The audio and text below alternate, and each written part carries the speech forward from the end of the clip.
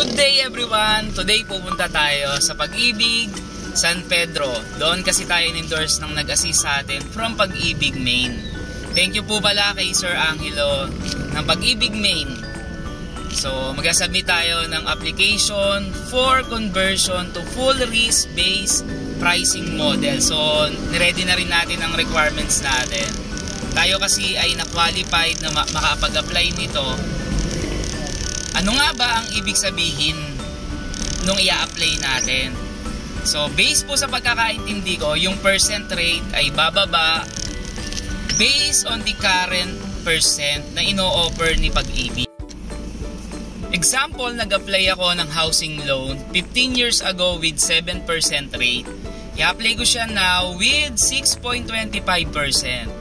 Around 300 lang yung ibababa niya. Pero in the long run, malaki pa rin ang matitipid natin bilang Pag-ibig borrower.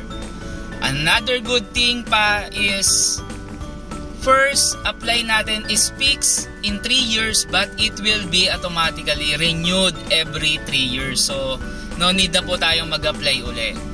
Sa next video, isi-share natin ano-ano ang requirements and process sa pag-a-apply ng conversion to full risk-based pricing model. This is Jun Yambao, your registered real estate salesperson.